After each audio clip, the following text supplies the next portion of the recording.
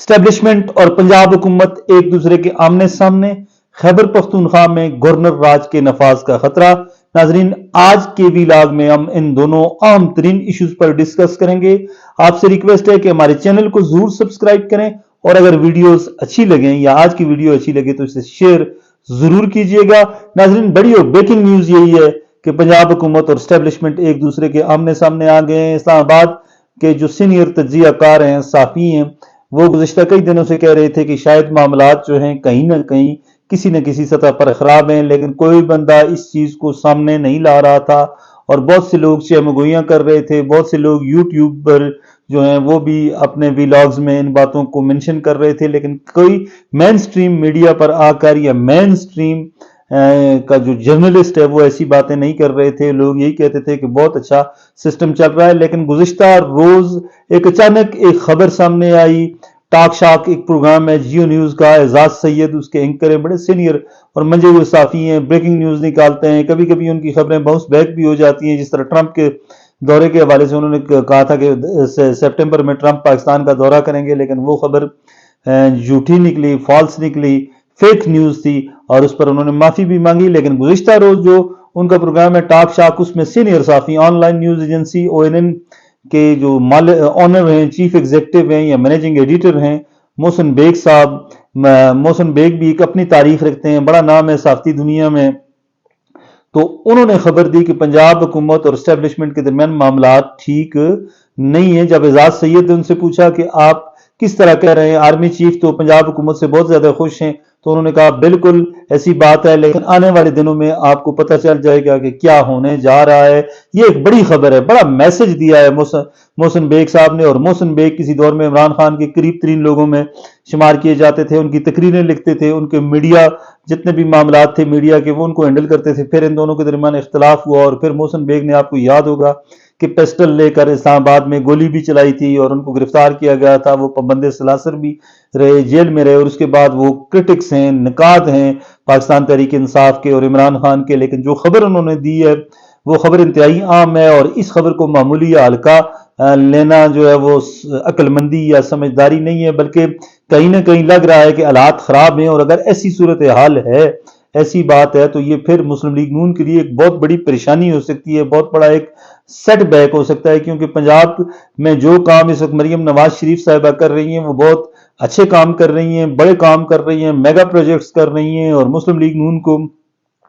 اپنی ریوائیول کی امید اگر کسی سے ہے تو one and only Maryam Nawaz صاحبہ سے ہے۔ باقی میاں شہباز شریف کو عالمی سطح پر کافی پذیرائی ملی ہے، لیکن ان چیزوں کا اثر شاید عام آدمی پر اتنا نہ پڑے، اور ووٹر اگر کسی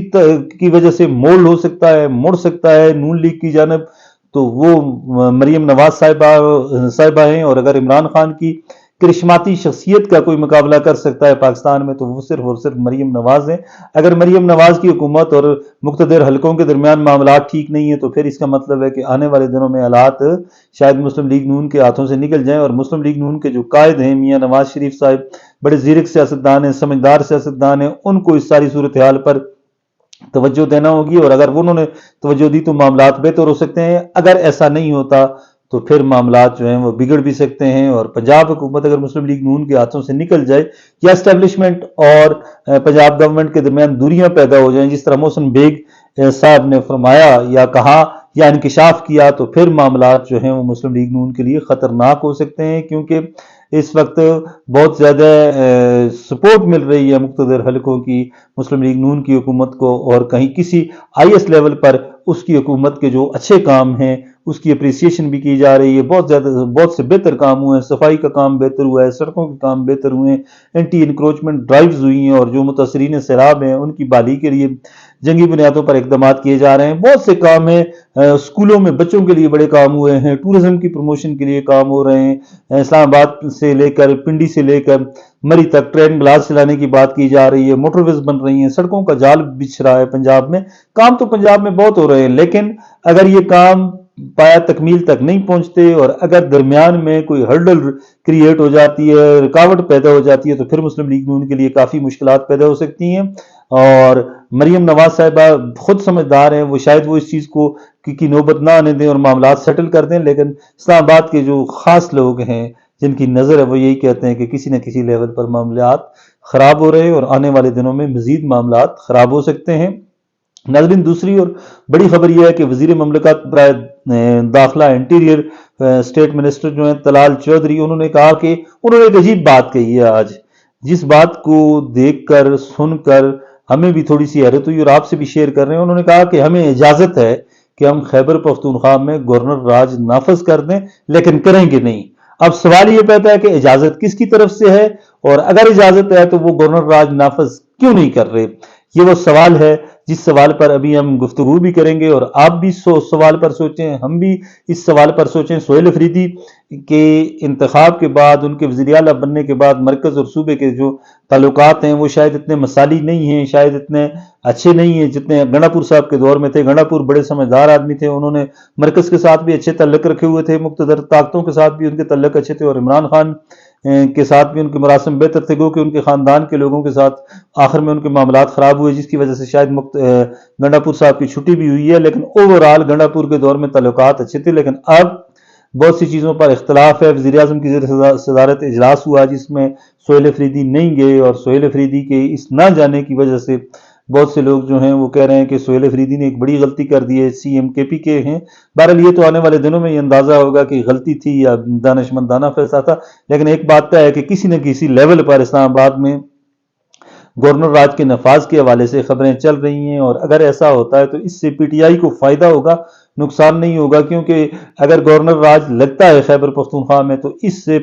جو لوگوں کی سمپتھیز ہیں، لوگوں کی جو ہمدردیاں ہیں وہ پی ٹی آئی کے ساتھ مزید ہوں گی۔ خیبر پختونخوا کے عوام کی ایک بڑی تعداد نے گزشتہ 3 انتخابات میں تحریک انصاف کو بڑا اور واضح مینڈیٹ دیا ہے۔ 2013 میں اتنا بڑا مینڈیٹ نہیں تھا، لیکن 18 اور 23 کے جو 24 کے انتخابات تھے اس میں بہت زیادہ